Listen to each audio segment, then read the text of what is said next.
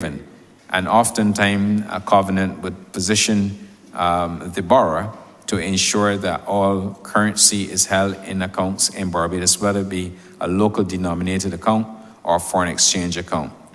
Obviously, hotels will have their operating expenses that they have to fund.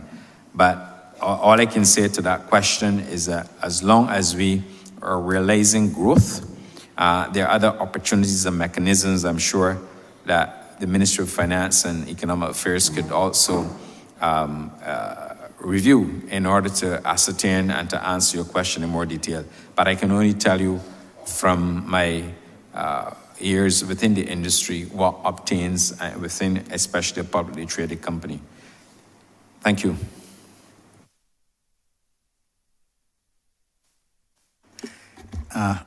Minister, the issue of Africa, reaching out a bit more. Thank you. In respect of airlift out of the African continent, we are working we've had a number of discussions with at least 3 entities with a view of building out airlift into Barbados. Those negotiations are ongoing. We firmly believe that there are points in Africa that could redound to our benefit, not only for long stay visitors, but also for the cruise passengers. And therefore, I had discussions recently where I also indicated to cruise lines executives the opportunity where we can drive business from the African continent.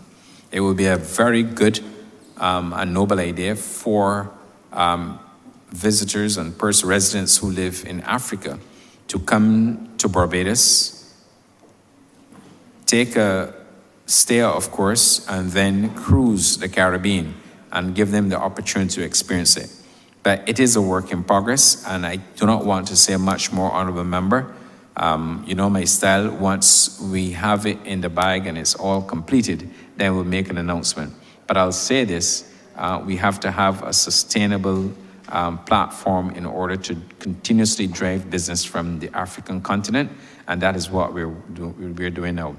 At the appropriate time, the BTMI will be making an announcement with respect to an officer that we would like to place in that market, because it's important that we do so in order to have a person on the ground coordinating and driving behind the gateway marketing. Because if we're going to have a flight coming out of Africa, we have to be in a position to sustain it. And that's very important. It would also create an opportunity if we can get an airline or airlines out of Africa for the connectivity onwards. For example, connectivity onto the United States or the UK. And it would certainly reduce the travel time associated if, for example, any member of this chamber or any member of the public would wish to go to Africa, they would have to go up to United Kingdom, which is approximately 8 hours, and then they will have to go down if they're going to Accra, if they're going to Botswana, if they're going to South Africa. And you can well imagine, depending on the point, you can probably move from 6 hours maybe to 10 hours out of London. So we believe it is also central to what we are building out in Barbados, a hub, not only a hub for the Eastern Caribbean, but a hub for the African continent into Barbados. It also is a wonderful opportunity for us to drive cargo trade from Africa to Barbados. So if we can have the passenger and passenger load factor at a very good rate, and on top of that, if we can have the belly, as they refer to, of the aircraft with cargo is going both ways, I believe it would be a win-win situation for Barbados. Thank you. Thank you, Minister. My second intervention relates to the issue of influencers, using influencers as a marketing tool to bring tourists to Barbados. People have asked me recently if we really believe that we are getting good returns on this. I don't know what are the terms of reference for them, but you see on social media, for example, during crop over, influences being utilized to try to market Barbados. Could you, through this parliament, sir, tell Barbadians what really this is about? Thank you, Honourable Member. Of course, let me hasten to say that not all influencers who come to Barbados that we are paying for, because I know that there is a myth out there that once you see all the influencers out there and they're posting, that somehow the BTMI is footing the bill. I can tell you, including a number of celebrities who were on the island, the BTMI did not pay any monies to them. They came to Barbados, loved Barbados, I would say, enjoyed it, and they did a number of social media postings to the benefit of Barbados, including the famous DJ who came here over the holiday festive period. When we have familiarization trips to Barbados, commonly known as FAM trips, we always include, along with the media contingent, a number of influencers, media specialists, and we are very selective in how we go about with our familiarization visits. Those included on the team would be not only travel agents, travel salespersons or travel counselors from within the United Kingdom market. Depending on the market we are focusing on, we bring them here. And we also bring travel writers, because the benefit of having travel writers would be to expose Barbados as a destination within their publications, for which we can't pay. The other significant fact is that when we have influencers, and the influencers must be dedicated to certain target groups, it also helps us to get the message and to brand Barbados and to put brand Barbados in the marketplace. The only cost to us when they come here is if we have to accommodate them and if we have to provide meals for them. And we do that within a very short window. But believe you me, when I tell you as an industry veteran or a former executive, it is worth it. Hotels also do it. They have familiarization visits to Barbados, and they do the same thing. So we're going to continue to focus on not only influencers, but other media personnel, and of course the people who make the difference and sell Destination Barbados, the people who work in tour operator-based companies, and those who work in travel agent online, and those who have the physical presence. So we will continue to do so, but I thought it best to let you know that not every influencer who comes to Barbados, and certainly the last set that you would have seen posted, and I really want to take this opportunity as well to thank them, because what they did for Barbados, like I said earlier, we can afford to pay for it within the realities of our budget. So big thank you to them. I would like many more to come to Barbados, enjoy Barbados, and continue to post all the positives that they posted about Barbados online, because it, once again, helps us to support. I mean, when you think about what we're doing, we're building out airlift capacity. And once we have airlift capacity into Barbados, it is also important that we do whatever we have to do behind the marketing gateway. And therefore, the influencers would be best positioned to help us. And therefore, we welcome them. And like I said, I would like even more to come to Barbados. Thank you. Thank you for that clarification, Honourable Minister.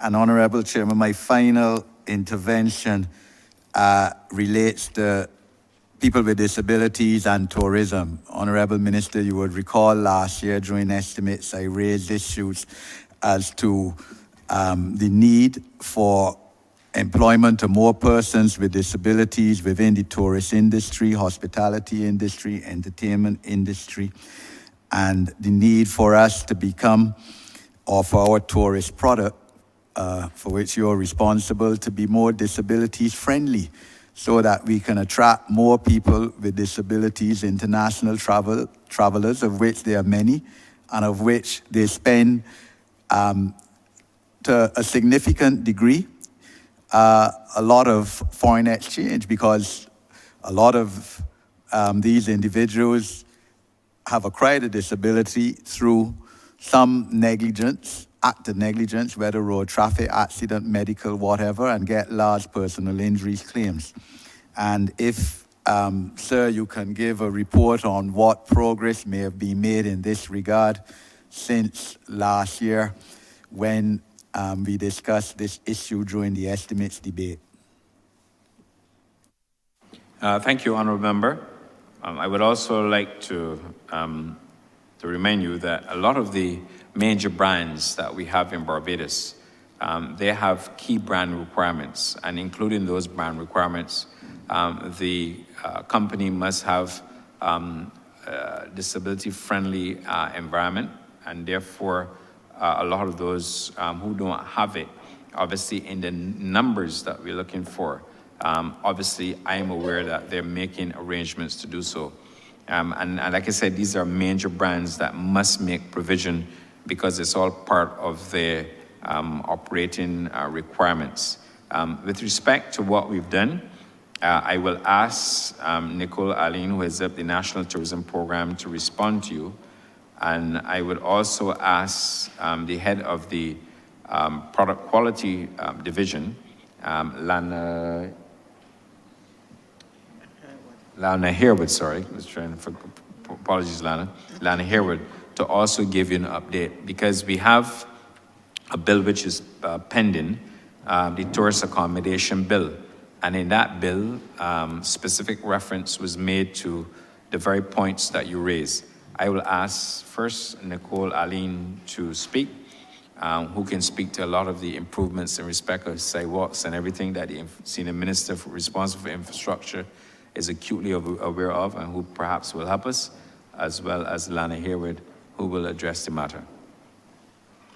Ms. Nicole Aline. Good morning, everyone. Good morning. Thank you, Minister. Good morning again, honorable members of the House. My name is Nicole Aline, and I am the project coordinator for the National Tourism Program. To your question, Member of Parliament, under the National Tourism Program, we have an initiative called the Tourist Urban Route, which looks at showcasing our World Heritage property. And we made a direct intervention in ensuring that it is accessible by members of the disabled community, persons with disabilities. When we were designing that particular product, we had members of the Barbados Council for the Disabled accompany us on a walkthrough to show us what were the issues that needed to be addressed to ensure that they will also be able to participate in that particular product once it was developed.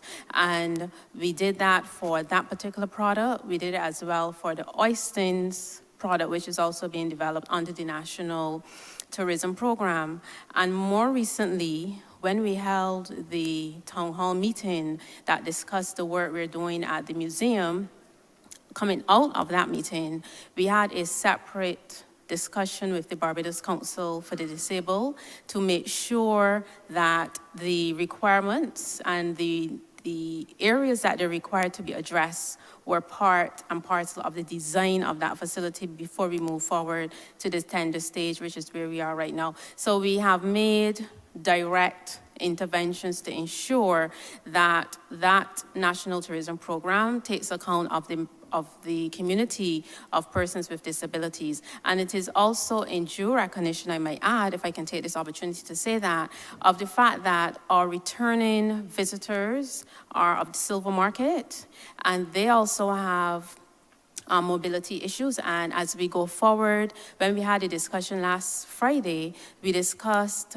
additional attractions coming online and what we were doing. And we certainly need to make sure that those attractions are in recognition of the demographic that we're catering, that are coming to Barbados, and the issues they're facing, and to make sure that they can participate in our product. So it is also as a result of the demographic that is coming to visit here in Barbados. So those are some of the initiatives, Member of Parliament, that we have taken, some of the steps we've taken to ensure that we accommodate all persons, and we truly are developing an all-inclusive tourism product.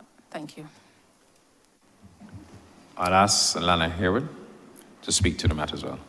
Good morning, Chair and honorable members of the House. My name, Lana Harewood, Manager, Product Quality, Barbados Tourism Product Authority. Yes, to answer your question, last year we would have indicated the new tourist accommodation bill. will be all-inclusive to all persons. That bill right now is with the Chief Parliamentary Council, and it does take into account 20 designators, which the hoteliers can apply for. These designators will highlight prominent features of the establishment, and one of the designators is universal access. And within the bill, the universal access will take into account the international universal access criteria, as well as our national universal access criteria. So the tourism accommodation providers can go internationally or nationally for this designator. So we have taken this very seriously, and we are also encouraging regular tourist accommodation providers right now, as we do our inspections, to consider adapting their properties to incorporate differently able persons on every regard. Thank you. And Honorable Member, just to your point, I will ask the Chair of the BTMI to just come in on the issue of additional activities for the African market. Chair? Ms. Shelley Williams. Thank you, Minister. Good morning, Chair, and good morning, honorable members. My name is Shelley Williams, the Chair of the Barbados Tourism Marketing, Inc. We are very engaged when it comes to Africa.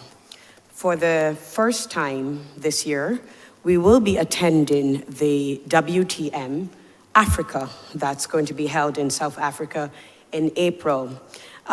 Traditionally, we go to WTM in London, we go to it in Brazil for LATAM to build out the Latin American market.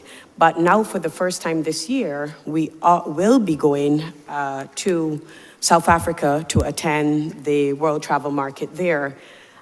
With this in mind, we need to be able to meet the travel partners there, who is in the travel business. It is new market for us. So it's important to have meet the legitimate partners in travel and trade, as well as talk to other airlines. We have been talking to some airlines at present, but we felt the need to attend their travel trade and establish one like WTM to make sure that we are speaking to the right persons and we have the right partners to build out that market. Thank you. Thank you, Honorable Chairman.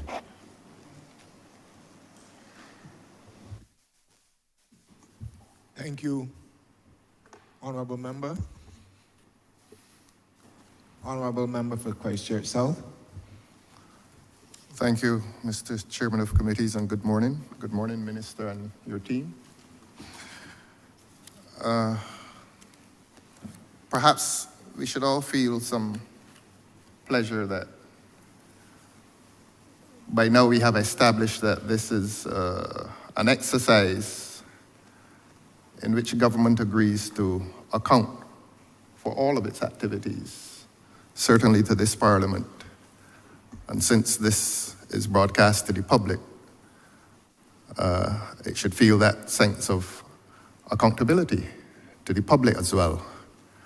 And if that is the intent and if that is the spirit in which we proceed, please permit me to ask the following questions so that the public and this Parliament may be well informed as to the activities of government.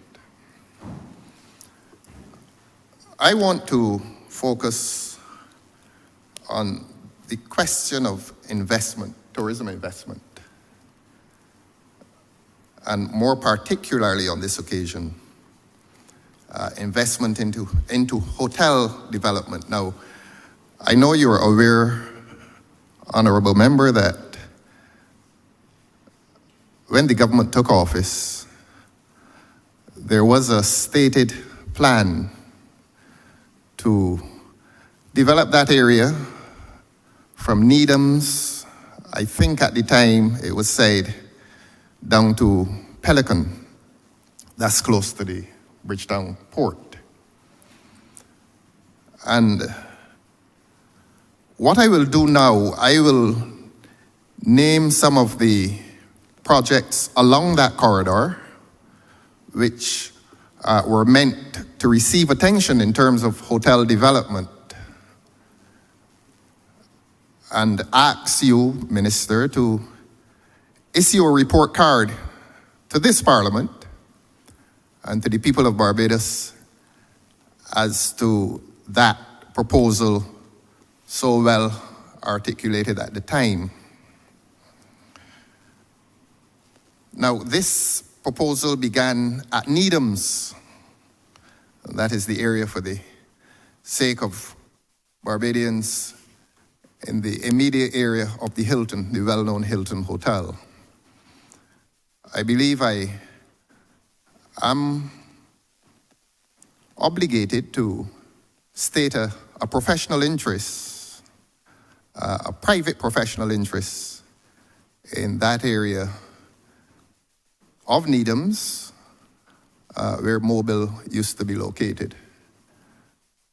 As far as I'm aware, it is still unresolved, and hopefully government will find it possible to resolve that matter soon, since the matter needs to be resolved if there's to be any physical tourism hotel development in that area. So I do declare that interest, that private professional interest. And so I will name those areas that stretch from the Hilton, Needham's area down to the Bridgetown Port, and give you, Minister, the opportunity to issue that report card to the people of Barbados. So there's Needham's, the former Mobile refinery site. Then we come down Bay Street. As we know, there has been much publicity given to the matter of Savvy. This is opposite, I think, Gemmett's Lane. I think the people of Barbados, who seem well invested, not financially, but well invested in visitations to that area has been over the years a very popular destination for the residents of Bridgetown. And therefore, the people of Barbados would want to know what is government's proposal in relation not to disclose the arrangements between the owner of that property and government, not to disclose that, but to give an overview to the public of Barbados as to what is happening there. The other area, and we're coming down Bay Street, the other area is Hyatt.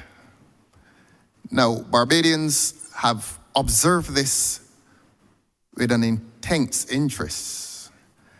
And more than once, more than twice, and at least 3 times, separate ministers have told the public of Barbados that the Hyatt project will begin, and I quote, shortly. Now, again, the people of Barbados have an economic interest, because that Hyatt property, and we shouldn't be shy about saying this, that Hyatt property includes public property. Certainly the area, I think, where the Harbour Police Station used to be located, and since government proceeded to invoke the Compulsory Land Acquisition Act to acquire private property, that I suppose would be considered public property, so that the public must feel invested in this issue of Hyatt. What is going on? When will it happen? Have we used Parliament to acquire private lands for a public purpose? It must be stated. And yet that public purpose has not come to fruition many months, years after. So please place that within the report card for the sake of the public. Then we come to the pierhead. Again, these are not questions intended to meet. These are not hostile questions. These are questions being asked on behalf of a public that wishes to know how government is spending government's money, a public that wants to know the direction in which this country's physical development plan is going insofar as it relates to tourism, insofar as it relates to hotel development, so that the pierhead, whatever is the state of the work, proposed or active or actual, please tell the public what is happening there.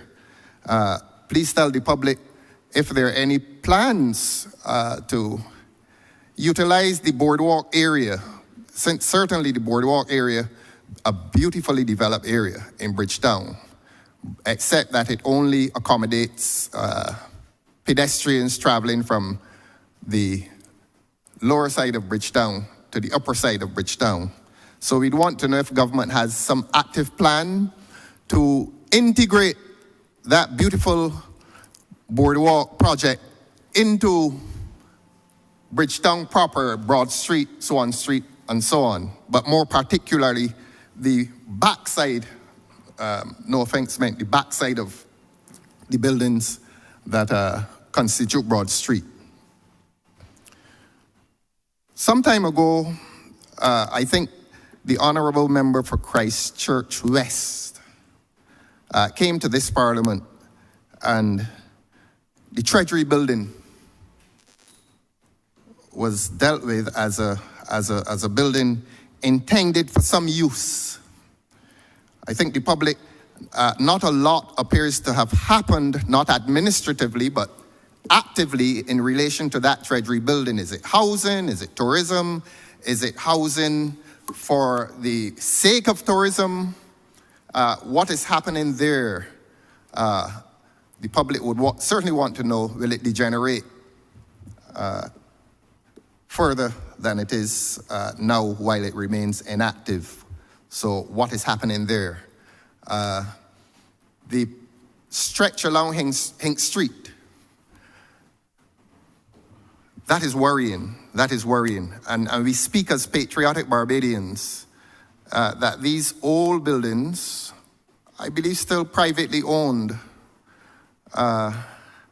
seem not to be as well utilized as they could be. There seems to be a fairly conspicuous inactivity along that stretch, apart from a few shops and so on.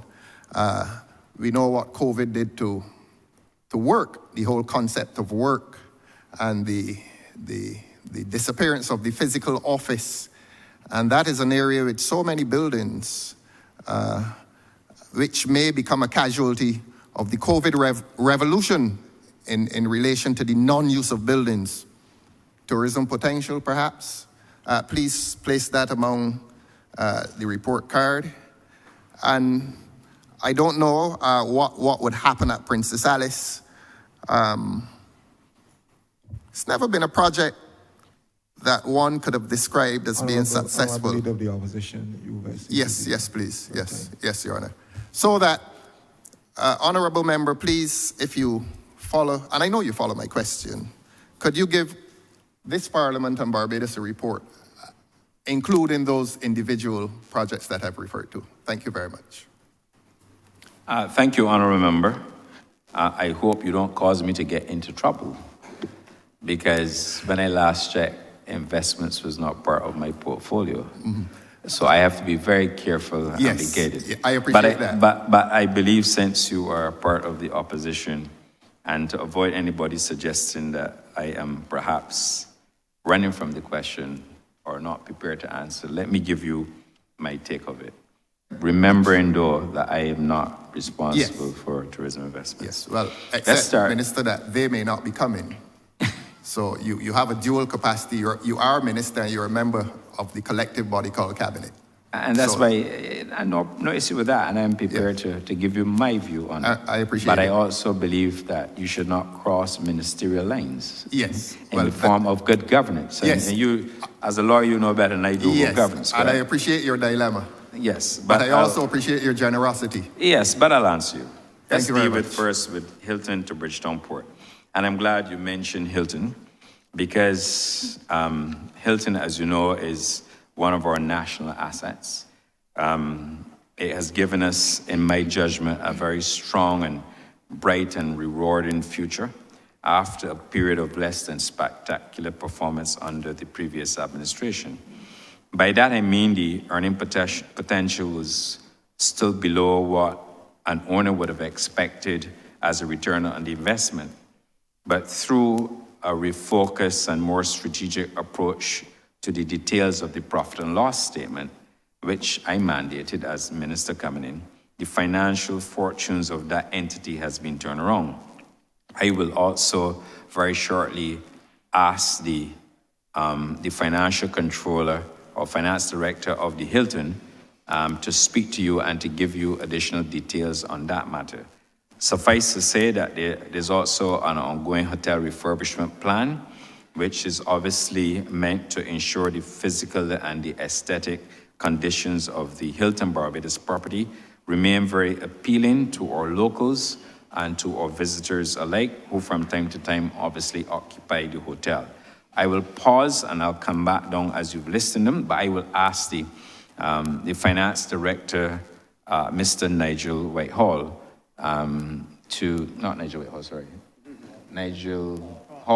Nigel Hall, to give you a cursory overview of the financial success of the Barbados Hilton. Mr. Hall. Thank you. Thank you, Minister, Mr. Chairman, members of Parliament, Mr. Leader of Opposition, Nigel Hall, Financial Controller, Needham's Point Holdings. I think we are proud to report that, especially since the impact of COVID, we have seen significant improvement in the returns and the operations of the Barbados Hilton, and certainly the holding company for the Hilton Needham's Point Holdings. Coming out of the COVID pandemic, we witnessed a significant fall off in business activity, as all the country would recognize during that period of time. Since that time, we've seen significant growth. We've been talking about recovery. I believe that what we have witnessed is a significant recovery from the COVID period. Although we were never fully shut down at that point in time, we have seen occupancies rise from the 30s, 40s, the 70s, and now we are projecting that they will fall just short of the 80s as an average year-round occupancy for the property. In addition to that, the government earns from the Hilton arrangement a return they call the owner's return. And that return is basically net profit that we get from the operations of the hotel. Coming out of COVID, we were witnessing no returns because you would understand that with COVID and reduced revenues that we were not profitable at that point in time. But since that time, we've seen a return that has grown to what we were achieving before 2019 when the pandemic started. So in just 2 short years, 3 years, I would say, we've seen a complete recovery and a growth of that return to exceed what it was before the pandemic started. Additionally, as a company that owns the property and manages it, we've seen also a significant turnaround in the fortunes. So we were able to move from a loss during COVID, and now we have been able to receive a profit in excess of $9 million for 2023, and it's projected that as we go into the next financial year, that profit will grow to $10 million and possibly exceeding. So I think it paints a picture that shows that the Hilton operation and Needles Point Holdings has been a success story for the government of Barbados. We were able to maintain employment levels during that period. So not only were we financially profitable, but we were able also to maintain employment for the many workers who fortunate enough to be employed at that location. So I think that gives a short summary of how we've been able to perform. And thank you very much for that, Mr. Hall. And the picture that obviously we have to paint is that, one, we've benefited from increased occupancy. And once you benefit from increased occupancy, once you have the rates, obviously your RevPAR would have increased. And as Mr. Hall indicated, the profit is on track, it's going in the right direction, and we believe that over time we will begin to see additional benefits. I must also let you know, Honorable Member, that there's currently being undertaken a feasibility study. And the objective of that study is to see how best we can expand the room inventory on that site, the existing Hilton site. And the view is that we have economic lands on the beach, and therefore it is currently reserved as a car park. How best can we build out additional room inventory on that site without displacing the car park, but looking at the view? You can have a car park below ground if necessary, but looking to see how best we can maximize. Because the challenge for Hilton, as we bring additional airlift into Barbados, is going to be issue where persons will want to be accommodated, including crew, because a lot of the US-based hotels have a requirement for crew operations there. So the feasibility, I will ask Mr. Hall just speak very quickly, very briefly to the feasibility study, but the feasibility study will also dictate what I announced last year in the estimates, that we are seeking to build out opportunities under a joint venture arrangement with partners. Because let us be very clear, the Hilton is owned by the people of Barbados, and the Hilton will remain owned by the people of Barbados. But what we're looking to see is how best we can enter joint venture arrangements without Hilton having to incur, Needham's Point as the owner, having to incur even more debt. Because as you would appreciate, if you can get equity, it reduces obviously your interest expense and the principal, and it improves your EBITDA performance, earnings before tax, interest and depreciation. So that's what we are focusing. So just very briefly, Mr. Hall, if you can touch on the feasibility plan, please. Yes, Minister. As the Minister rightly said, the board of Needles Point commissioned a feasibility study to see if it would be financially, if it would make sense to expand the operations of the hotel on the grounds currently owned by the property. And we were able to get a preliminary report on that study, and it has indicated that if we were to expand the number of rooms on that location, that it would be a very successful venture, very profitable venture. So that has given us the green light now to explore options in further development on that location. Of course, that's just a preliminary study. It has to be developed further. The board will have to look further at the type of room, the number of rooms, those types of considerations.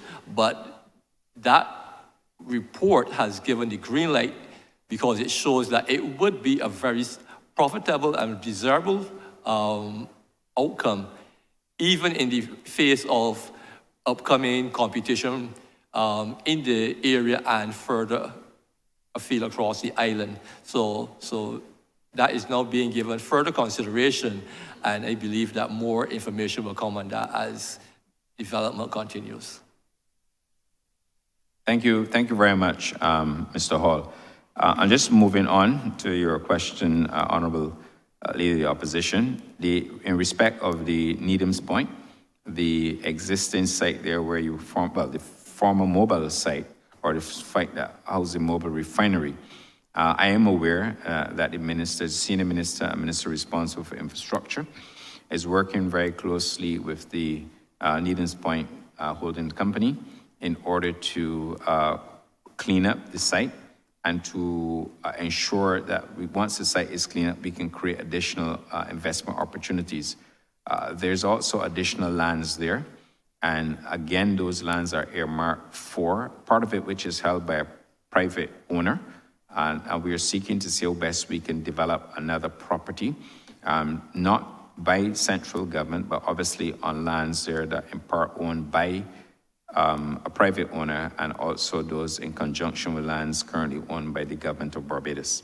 As we move to Savvy on the beach in Bay Street, I do not believe I have a right to speak to that. I believe it's before the law courts, and you as a lawyer will guide me, if you wish, that I should not, I believe it's sub judice, the matter is sub judice, I believe that's the legal term they use, and therefore I would reserve, I prefer not to speak to that matter.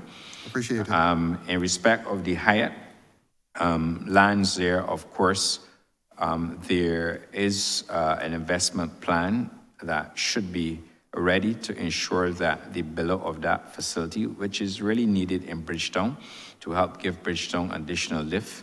Again, I would defer to the minister responsible for infrastructure. But what I would, senior minister responsible for infrastructure. Which minister is that, please? Responsible for infrastructure? For infrastructure. Who is that? The honourable member for Christchurch West, please. Thank you very much. But I'm sure that he's more than capable to give you an answer on that matter. But the issue is that, like you know, when you have to conclude contractual relationships and obligations, they do take some time. And oftentimes, you know, you have to ensure that the conveyance is done. You have to ensure that you have the bank financing in place. You have to make sure that all the equity partners are aligned. And I believe those things are being worked on. In respect of the Pierhead project, that is a private project. I can't comment any further on that, except to say that there are plans that are well advanced. They are properly designed. The owner of the real estate is known to Barbados, and of course, will be, based on what plans have been shared, that will become a spectacular project. You will note, for example, that a lot of the boating community would have been relocated from that area to the opposite side of the cruisage to facilitate the engineering works that are ongoing. So suffice to say that there is, of course, engineering works and other works that are ongoing in order to realize that project, which I know will come through. In respect of the Treasury building, Barbados, as you would have heard in this parliament, would have had an urban renewal program. We would have discussed it in here under the Barbados Labour Party. And the urban renewal program, for which the Barbados Labour Party has been known for over the years, as well as investments and development within the hotel sector. Those plans are ongoing with a view to see how best, when we re-engineer urban areas in Bridgetown, we'll be able to project a wonderful fit. You can see, for example, what we've done in respect of National Hero Square Park and other projects in order to lift Bridgetown up. In respect of Hink Street, a lot of that land, if not all, is owned by private holders. I do agree with you that it needs a lift. I do not believe that it should be boarded up. And therefore, obviously through moral suasion, we would have to encourage the owners of private property in that general vicinity to build out additional or to refurbish if they wish to. But I'm also aware that there are interests in respect of the building on Hink Street and what can be done to build out iconic Bridgetown. In respect of Princess Alice Highway, a lot of that land going, if you're leaving Bridgetown on the left, heading to the Bridgetown port, short of the fish market, a lot of that, and the abattoir, where BADMC is located, and the fisheries complex, you know, it's private land. But what I can tell you, on the area near the heliport, because we had to relocate a number of the members of the boating community from that area to bring them away from that area to facilitate the construction that will start there. The port undertook an expansion program. I'll let the Chief Executive Officer of the port, Mr. Jarmy, speak to that. And it's about protecting the boating community to ensure that they have the relevant berth that they can facilitate. And obviously, it's a critical part of our tourism infrastructure and build out and spend, and therefore we're doing what we have to do to protect it. Obviously, the window to the sea, as we often refer to open lands, famously known as Travis Way, remain an idyllic spot for visitors when they come to Barbados to take pictures. You would have seen what the National Conservation Commission continues to do there as part of the National Tourism Program and other works that we have planned there for other facilities to be built out. Not to obstruct the view, Honourable Member, but to ensure that we have facilities, especially when locals and visitors alike go to visit that area. As you go into the Bridgetown port, you would have heard earlier, a lot of the works that we're undertaking at the port in respect of berth 6, they build out there to have additional berths for cargo, and when it's not in use for cargo, to have additional facilities for the cruise ships that we're bringing here in our huge numbers. So along that way, we can see obviously Pelican, you would have seen it as being repainted. You still have a lot of locals and tourists in that area. You have the art gallery, you have the handicraft, you have other, including restaurants and so on, serving local dishes. So we will continue to build it out. And I will ask the CEO of the port just briefly to speak to the issue in respect of the boating community, not too far from where the helipad is located. Mr. Jean-Marie. Thank you. Thank you, Minister. My name is David Jean-Marie, Chief Executive of Barbados Port. As Minister indicated, we have facilitated the Pierhead Development Project by working with our tenants, the boaters there, the monohull and the catamarans and the large party boats, and relocated them away from that location, which is part of the project. The monohulls, the smaller yachts, have been repositioned to the inner careenage fully. We have employed additional persons to lift the bridge so as not to inconvenience the members who need to go out. At the early times, we've had 1 or 2 instances where there may have been delays, but for the most part, it has worked quite well. We have also improved the facilities to the north of the careenage for the catamarans. We've spent about $1.2 million in ensuring that the catamarans can moor alongside with the various facilities for water, electricity, and parking for the guests drop-off. With respect to the party boats, we've built out a location south of the fish market, adjacent to the heliport area for those large party boats, at another cost of $1.3 million. So we paid substantial sums, approximately $2.5 million, to reposition the various boats that are adjacent to the Pierhead location in order to facilitate that project, but ensuring that those tenants are comfortable. And one other point, and related to hotel investments, and since you're on that topic, I would want to say to you and to other honorable members of this House that when we were here on the last occasion in the chamber, in the Standing Finance Committee, I had made a commitment to our divestment program in respect of Hotel and Resorts Limited. Obviously, I gave the assurance on that occasion that that was part of our remit, because we have to ensure that we have hotels in Barbados that are profitable and productive, and those that are very valuable assets to the Barbados taxpayer and to the economy. And I am pleased to inform that of certain very encouraging developments in respect of the respective properties owned by Hotel and Resorts Limited. In the case of the Savannah Hotel, the board of directors, pursuant to our mandate, they have agreed to sell the property to the highest bidder. There was obviously a process that they have followed, and that will be disposed of. Of course, at the appropriate time, I will give the country a fuller update in respect to who won the bid and how much they're going to pay for the property in respect of full disclosure. Of course, in transactions like these, you would respect investor confidence to the point, but I give the House the assurance that we will be communicating via the appropriate media or divestment of that particular project. The other issue that I would like to draw to your attention to is the second property within the Hotel and Resorts Limited portfolio, Blue Horizon. As I speak, there are requests for proposals being submitted. Once those requests are evaluated by the board and the board submits a recommendation to the ministry, obviously that will be given due consideration.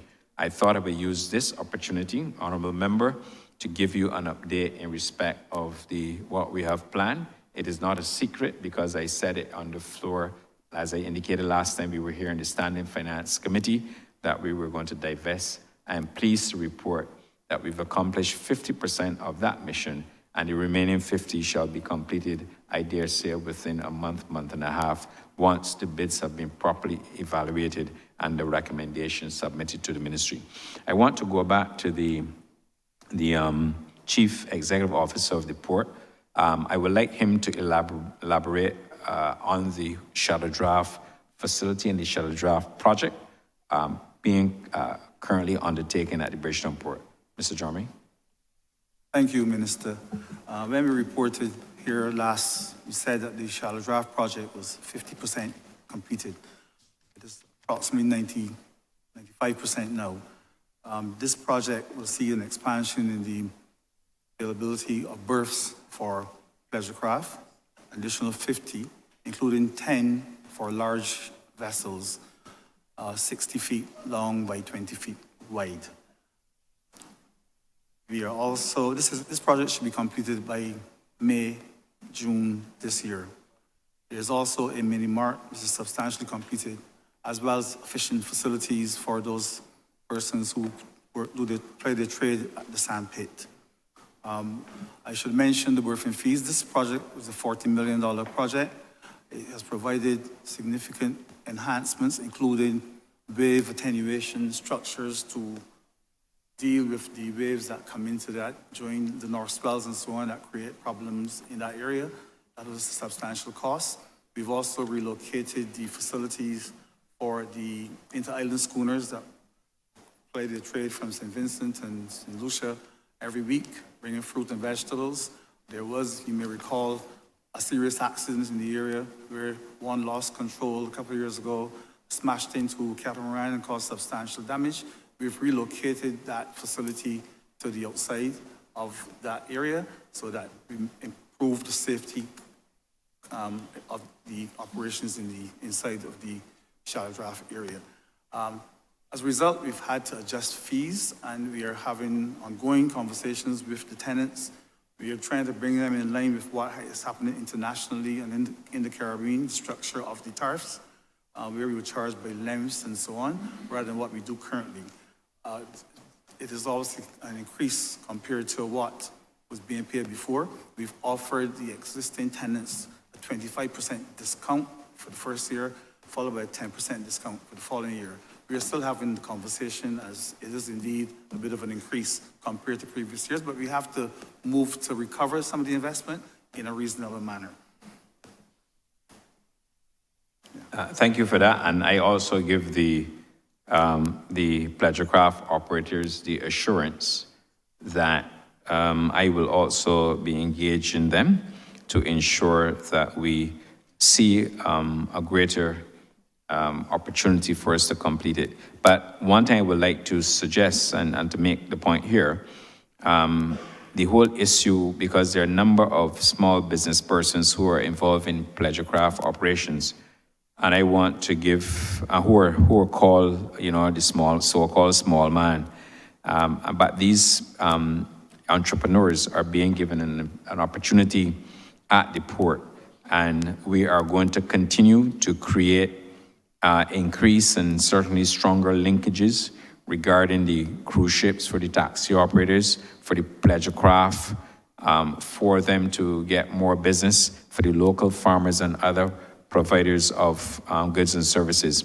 So the whole issue of As I said last Friday, I want to see now a pouring down, not a trickling down, a pouring down of benefits and additional business for what we call in Barbados the so-called small man. And we're going to work to accomplish that.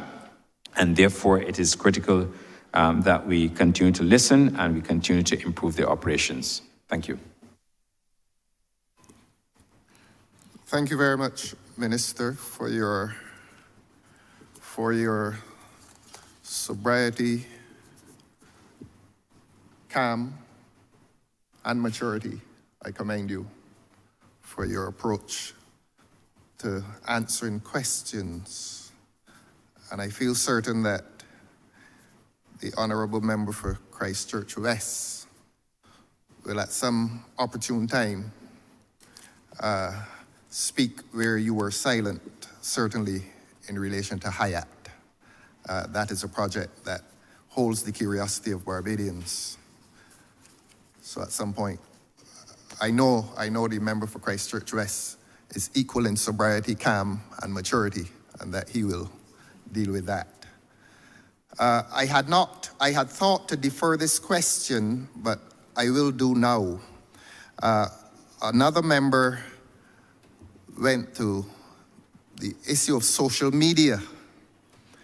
And Minister, I want to say to you that there are at least 2 videos, I've seen 2 of them, on social media. And they speak very grandly as to these projects that the videos say either are ongoing in Barbados or pending in Barbados. Certainly within your portfolio, one speaks of multi-millions of dollars to be spent on a railway from the port, from the seaport to the airport. And quite appropriately, your good colleague from Christchurch West erupts into laughter. His laughter may be based on his own personal knowledge as to the veracity of these videos. But I may say to you that people are curious. As Barbadians, we are curious from whence have come these ideas and to where do these ideas go. My simple question is this: is government aware that these videos exist, speaking for and on behalf and in the name of government? And if government is so aware, is government responsible in some way? And if government has no association with the videos, are you, Minister, in your calm, sober, and mature way, prepared to disavow these videos that have captured the attention of Barbadians and captured the attention with great curiosity residing in our bosoms at this point? What is this about, Minister? Honourable, I don't know the video to which you refer. I don't know of it. And You may be traveling too much. And I travel often as I should in the interest of Barbados. And as you quite rightly would have heard in this chamber, if you don't go to destination, you won't be able to get an additional 65,000 seats. I might add, perhaps this morning, and perhaps this morning I should also tell... Seats or passengers? Sorry? Seats or passengers? We're bringing the aircraft capacity here. Oh, I see. Once we get the capacity here, then we will convert. Of course, we will convert them to passengers. But suffice to say, the fact that the airlines have the confidence to put as many aircraft and to put as much airlift as they've done on the route tells us, one, that there's demand, strong demand for Barbados coming out to the United States and other markets, and in particular that they see opportunity for them to sell. I mean, an airline will not put an aircraft on a destination or route if they believe they're going to lose money, and certainly they will not lose money on the route. The other thing which I wish to share with you is that United Airlines commencing this Thursday, coming out of Newark New Jersey airport, we will have additional seats coming in from that sector, that airport. They will be, United will be providing a daily service from this Thursday, March the 7th until May the 1st. That will bring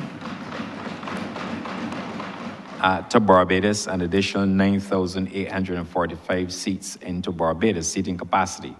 Of course, we will have to, you can only analyze the load factor once the plane touches down in Barbados. But based on what they have done, once again, is a signal, the confidence that the reports in Barbados, the strong demand that they're seeing. You recall that this United Airlines flight of Newark, New Jersey, only came here once a week. But between March 7th and May 1 of this year, there will be a daily service, like I said, totaling 9,845 seats. I should also let you know that the JetBlue service out of Boston will be moving, well, we're moving to a twice weekly service. This represents a 50% improvement on what they're offering out to the Boston region. So effective, what I'm saying, honorable member, is that in this year, I'm going into, yes, continuing into the winter season and post-winter, you will have an additional 12,545 seats. Now, if we can maintain that inventory, plus the 65,000 coming, already you would have seen that we are looking at about 77,000 seats already. Now, beyond that, we are also in further dialogue and in discussion with airline operators. And since you mentioned about travel, I will be leaving this afternoon to go to ITB, again, to meet not only with hoteliers and other tour operators, but I will also be making a stop, I believe, for a couple hours in the United Kingdom to have discussions again with our major airlines. All this is being done, honorable member, to ensure that we drive the capacity. Now, once we have brought the capacity, air capacity to Barbados, no association or nobody can criticize this government for lack of air seats into the destination. It is now up to those who are marketing their hotels to ensure they do like what Sandals and other hotel companies do in order to secure their base on the airline, on the particular aircraft, to ensure that they also fill the occupancy. But one thing we will not be blamed for, because we provided the airlift, is that the occupancy should go up. So it's up now to the people in the hotel sector who market the hotels to take advantage of all the airlift capacity that we've brought to Barbados. And like I said, I haven't finished yet. I'm going to be on the road trying to get additional airlift into the destination. Thank you, sir. Thank you. And just as follow-up,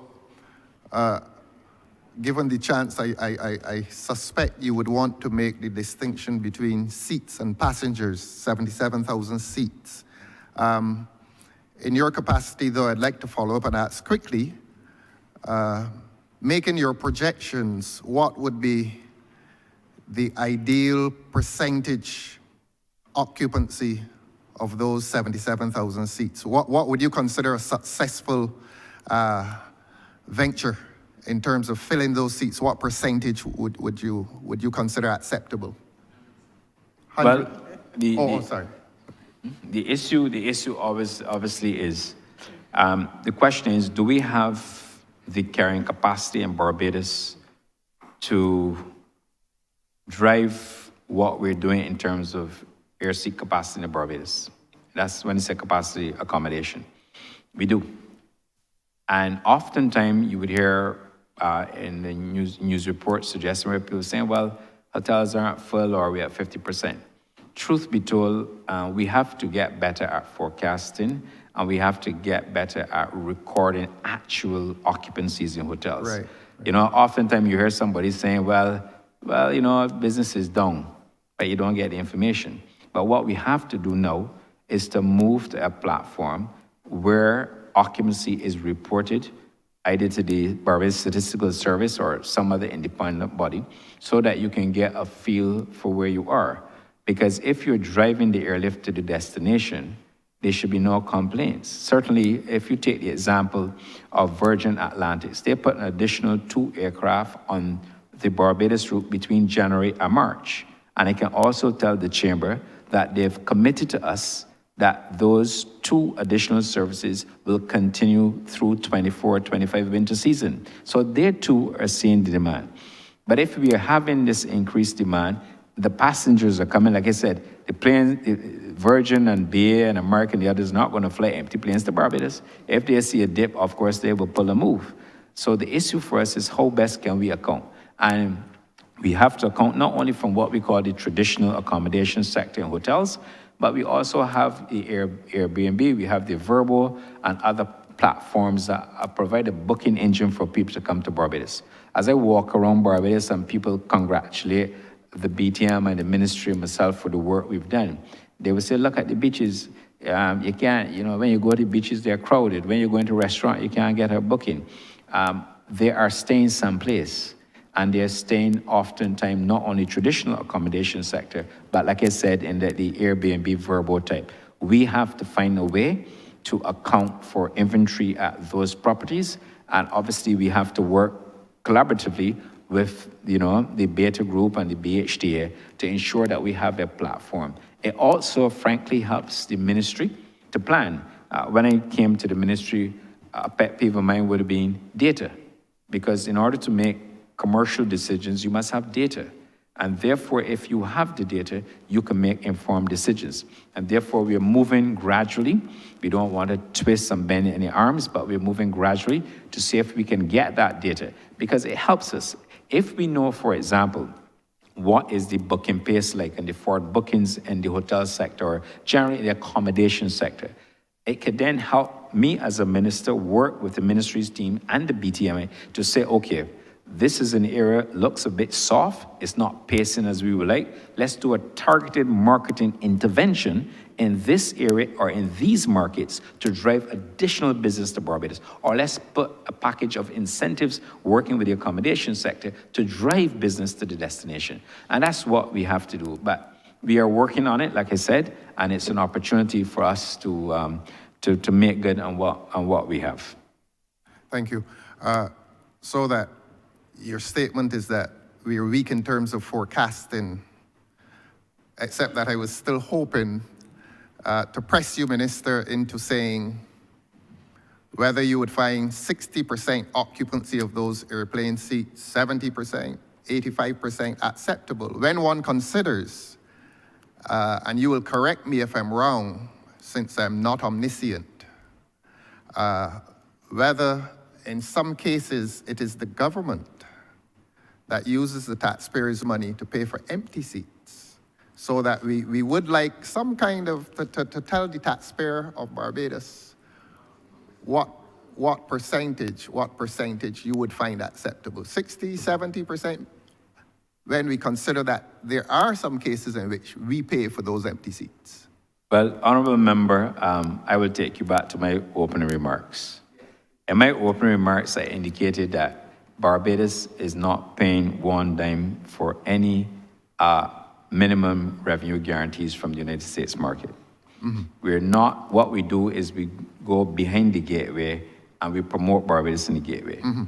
Virgin brought additional aircraft to Barbados, additional 2 in the winter, mm-hmm. and they're doing well. A minimum revenue guarantee would. I beg your pardon. So we're not paying for the U.S., but we're not paying any source markets? No, and we're not paying for We're not paying for any airlift in the United States coming out of this Canada for this summer. We are working on a program, and we will make an announcement of that to drive increased summer business from Canada. That may require. And look, as I indicated, we have corporate airlines. Corporate airlines came to Barbados with 1 flight. When I joined the ministry, we were able to move it from 1 flight to 4 flights. The initial 1 flight would require maybe a guarantee. But today, if you ask the officers, did they utilize the guarantee? The answer is no. Because what the airlines like you to do is to say, if I come to your destination, I just want to have a minimum guarantee. And it can go in a number of ways. But the issue is this. When you look at it, the previous Democratic Labour Party government spent $42 million in revenue, and we call it a minimum revenue guarantee program. This Barbados Labour Party administration since 2018 only spent 7.5 million, okay? And the reality is that when I flew last June, in the sweltering heat of the summer, going into Dallas to meet with American Airlines. American Airlines didn't ask us for any revenue guarantee. When we left the meeting, they said they would review it. And we were in constant discussions with the Mr. UC Ski and Mr. Peter Mears, two standing directors, both from the Canadian and US market respectively.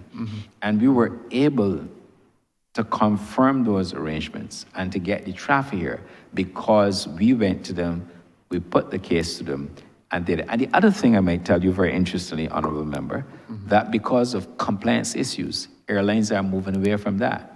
What airlines, United for example, there's no revenue guarantee. What airlines like to do is to build business on an incremental platform. And that is so, and then for other compliance issues, because you well know some of these companies are public companies. And when you're a public company, you have to be very careful how you interact and how you deal with government and financing.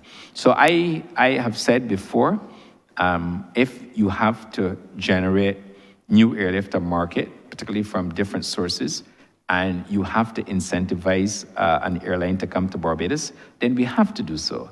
And I make no apology for it, only because by doing that, you can stabilize. It doesn't mean, for example, that if you have a revenue guarantee in place, that you'll be paying the revenue because it is based on either the occupancy of the aircraft, we call load factors, and it also deals with the yield on the aircraft as well. So you might see an aircraft coming in here maybe with, 150 seat capacity, but they may come in maybe with 80 or 90 passengers, but you may think that it's flying empty.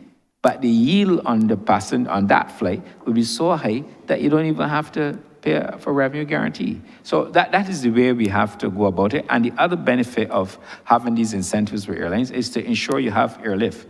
Because during a peak period, you also want to bring them for non-peak periods as well, so that the people in the accommodation sector can benefit. So I spoke to at length when we discussed, when I was invited to the BHTA quarterly meeting, I think it was.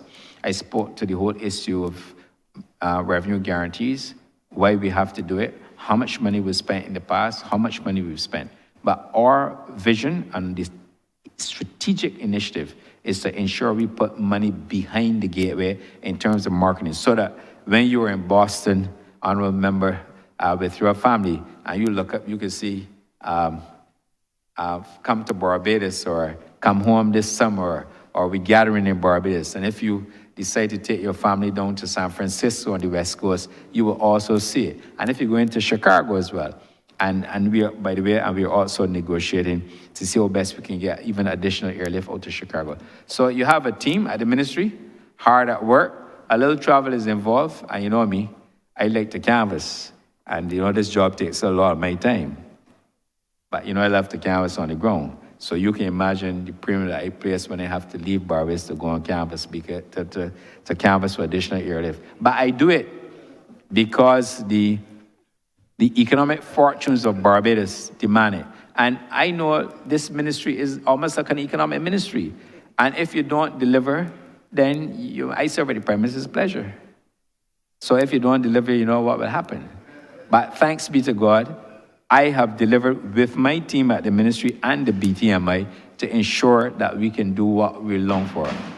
And the other point, Mr. Speaker, is that when you see, for example, come November, the return of Delta Airlines, that was absent from Barbados since 2017. We were in office in 2017. And when you see American Airlines return to Barbados from JFK, and we were not in office when they left, Mr. Speaker, Mr. Chairman, through you, it tells you that the government is hard at work. And I must also, for the record, thank the Prime Minister for the support that she's given the BTMI, the ministry, in order to execute the mandate. But when you look at it pound for pound, I believe even you, Honorable Leader of the Opposition, will conclude that we're working hard, and as you describe it, in the patriotic interests of Barbados. Thank you, sir.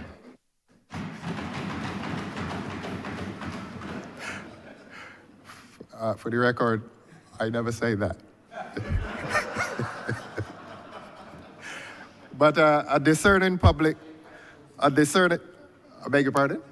Honorable, This is the third question, sir. Yes, and This is the third question. I was following up with your indulgence. Proceed. I don't know why the take honorable your member sides. for Christchurch East is intervening. He came late. You do not.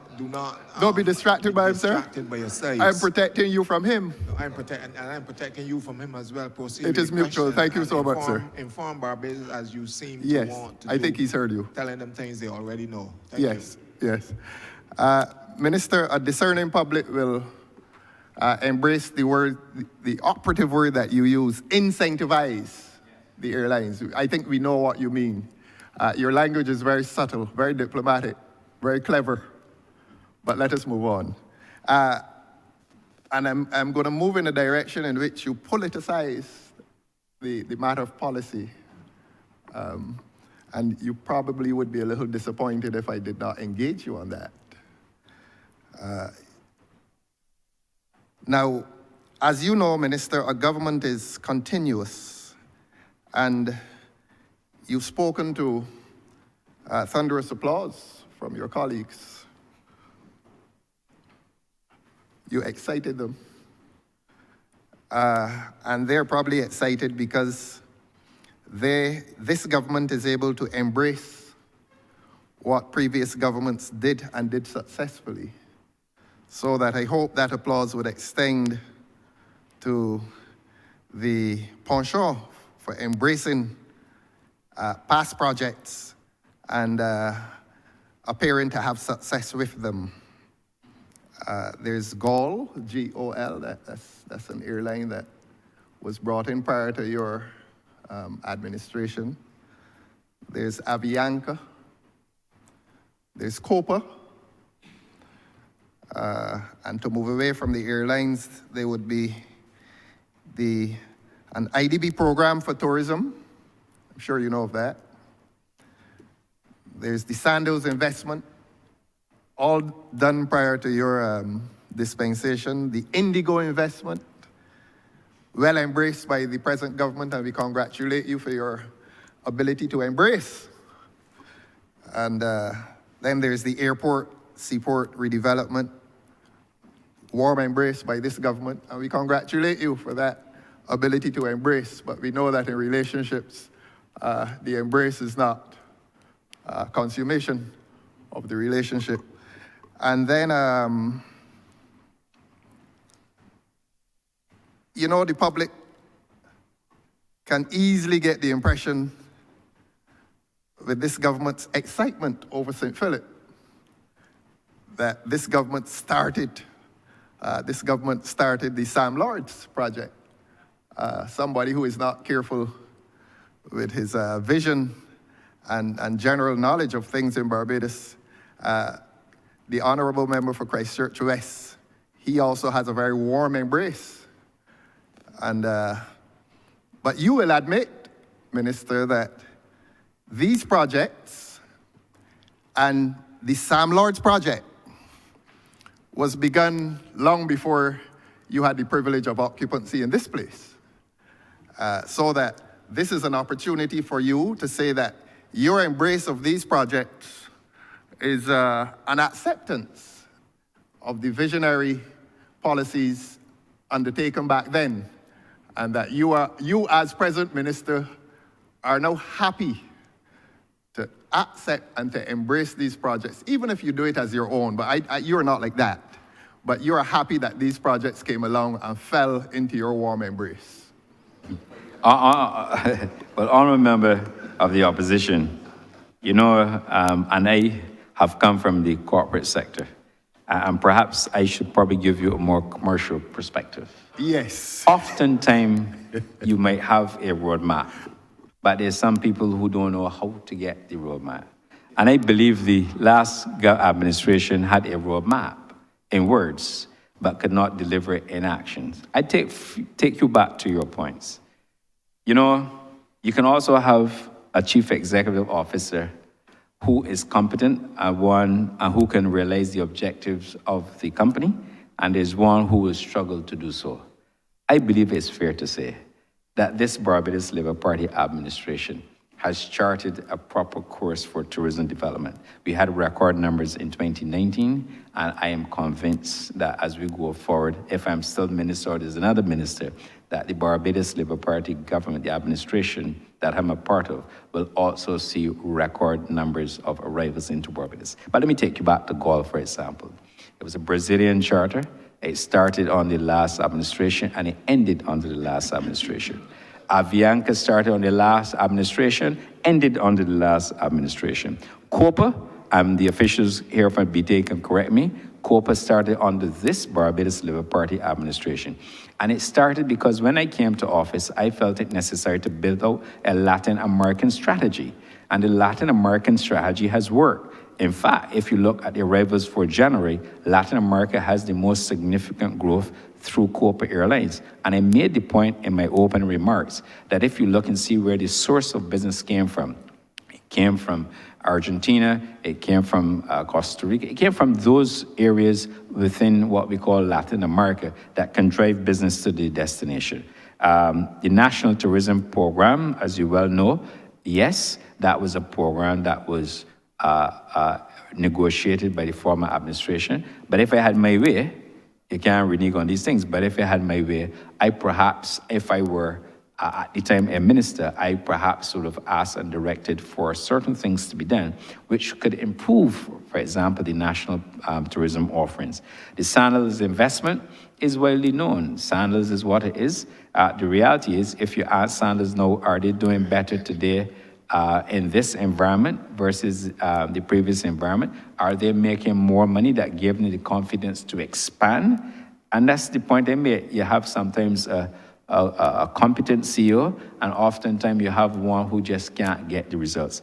I'm happy to say that government is a continuum, and yes, there are projects that the former government would have inherited from the Barbados Labour Party. Some of them they didn't execute well, others they may have. But the reality is that this government, through very strategic initiatives, have helped to ensure that notwithstanding we are coming out of COVID, that we are recovering, but we have to look beyond recovery. And that is the strategic focus of the government and the Ministry of Tourism. I hope I would have answered. And when you look at the growth as well, Honourable Member, the Governor of the Central Bank has reported on the growth, and the growth of the sector is going in the right direction. And touch wood, we hope that it continues for a long time. Thank you, sir. Yes, and you did exclude Sam Lords, but that's okay. I didn't want to share my thoughts with you on Sam Lords. No, please don't. But we can do that on the developmental level in terms of the strategy. Yes. But I reserve those comments on another occasion. The government's ongoing test right now is Hyatt. That's the government's ongoing test. As compared against Sam Lords, Hyatt, nothing is happening there. So that is this government's ongoing test. I don't think it's fair to say nothing is happening. The hotel is open. It has 400. Hyatt is open? No, you said Sam Lords? Or you no, said, I said that Hyatt, not Hyatt, the other one in St. Philip, Sam Lords, that you left Sam Lords out in your review, your last review. That's fine, we all make little errors, nothing to worry about. But I'm saying to you, as a follow-up with his honor's indulgence, that this government's tests, if you accept that the last government succeeded, got a passing grade, a high passing grade with Sam Lords, you will similarly accept that this government is experiencing, in silence, is experiencing a failing grade with Hyatt. But let us not argue. Let us not argue. I'm obliged to you, sir. And safe travels, please. No, thank you. But I wouldn't want you to say that that we're touting the success of any form of government, because they made a clear distinction. You can have a plan, you can have a roadmap. The issue is how do you get there, and at the end of the period, can you measure it and see that you've accomplished what you set out? And I made the point that I believe in a very short 5 years, notwithstanding COVID and the impact of COVID, that we have recovered well, and we are on the rebound for a very serious growth in tourism sector. Thank you. Yes, we do look forward to walking into Hyatt one day. Yes. Honorable, Mr. Chair, Your Honor, with the reserve right to follow up on other members' questions, I think that is a right I have. That when a Yes, member you can. asks, yes? Yes. Thank you very much, sir. Honorable member for Christchurch East. Mr. Chairman, I beg that you do not report progress as honored speaker and beg for leave to sit again.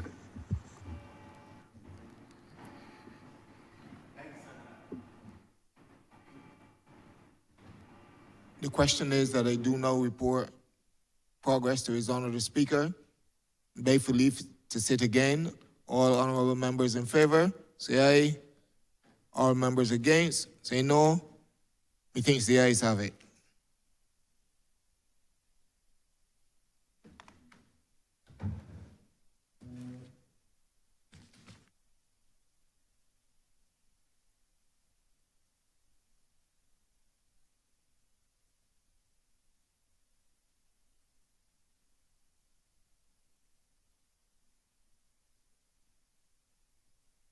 Chairman has reported progress and asks for leave to sit again. Mr. Speaker, I beg to move that we do suspend for 5 minutes, for 10 minutes, sir, and return at 12:10, 10 past 12. The question is that this honorable chairman be suspended until 10 minutes after 12. All those honorable members in favor, please say aye. Those against, please say no. Me think the ayes have it. This honorable chairman stands suspended until 10 minutes after 12.